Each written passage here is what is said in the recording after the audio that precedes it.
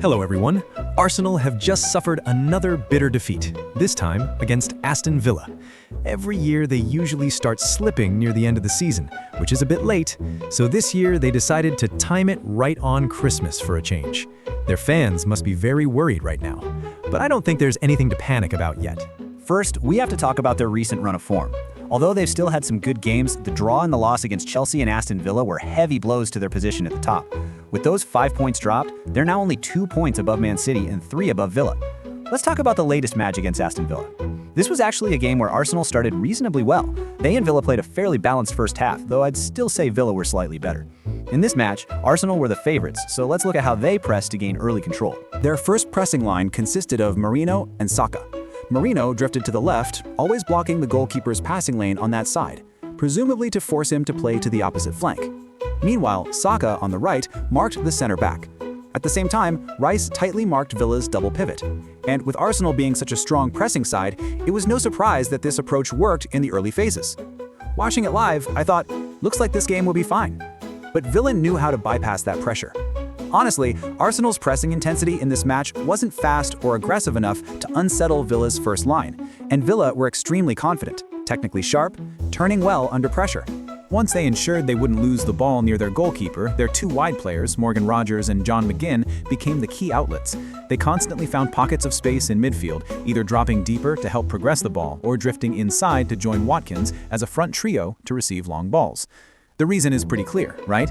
Arsenal's center backs are patched together at the moment, and Timber, who isn't the tallest, doesn't have the advantage in aerial duels. For example, in one situation, Rogers dropped deep at the perfect timing, creating a 2v1 overload against Zubimendi.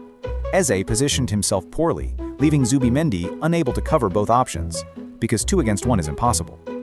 In another moment, Villa moved inside and combined brilliantly after Watkins contested an aerial ball, eventually finding Tielemans, who then switched it wide to start an attack. And the move that led to their opening goal also came from easily progressing through the center. Once again, Eze stood in a very questionable position. From there, he couldn't press, couldn't block the lane.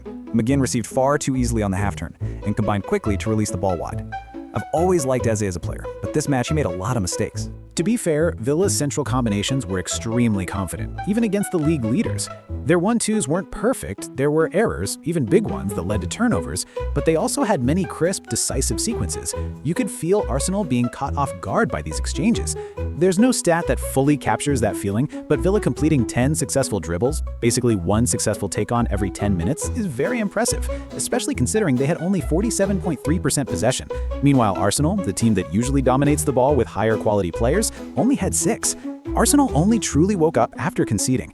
In the second half, the introduction of Gyökeres and Trossard, more traditional profiles at striker and winger compared to Merino and Eze, improved Arsenal's attack significantly. Maybe being behind forced them to press harder. Gyökeres made more runs to disturb the central areas, drawing defenders and opening space for Trossard on the left. This also connected very well with their right-side combinations, their trademark attacking flank with White, Ødegaard, and Saka. The equalizer came from exactly that pattern, a right-side triangle combining down the line, drawing all attention. Gyökeres threatened the center, and Trossard benefited with an unmarked shot. From the substitutions until the equalizer, Arsenal were excellent. But right after that, for some reason they dipped again. Slower, sloppier, lacking intensity like in the first half. Meanwhile, Aston Villa kept playing well, combining smoothly, and even improved after bringing on Marin and Sancho. Villa absolutely deserved to win this match. Arsenal, once again, gave their fans reasons to worry about their form, something very familiar across recent seasons. I'll remind you of a stat from over 2 years ago. Arsenal hold the record for the highest percentage of time spent at the top of the league without winning the title, 93% of the season, only to be overtaken by Man City. They also placed second and third on that list. Not exactly a proud title, right? Meanwhile, the team right behind them now, Manchester City, are the specialists at sitting in second place for most of the season and finishing as champions. And I always think history has a way of repeating itself. But to be fair, Arsenal aren't giving up. First, they're still in a difficult period. Form, fitness, and injuries aren't in their favor. Pep Guardiola also commented on Arsenal dropping points. In the Premier League, I had the feeling that Arsenal, even though today they dropped points, they are going to drop few points. If you want to be there, you have to win games. And games come from the way you perform, not just from a lucky day or a lucky action. And you know what? Aside from Manchester City, Aston Villa, the team they just lost to, has been Arsenal's toughest opponent since 2019. 12 games, 5 wins, 1 draw, 6 losses. Like I said earlier, some things just repeat. Tottenham fear everyone except Man City, Manchester United play 50-50 with everyone, Real Madrid in the Champions League are always terrifying. These things just exist without explanation. In short, playing a tough match, facing a bogey team, missing their center-back line, lacking a proper striker, relying on a midfielder pushed up, no team would enjoy that.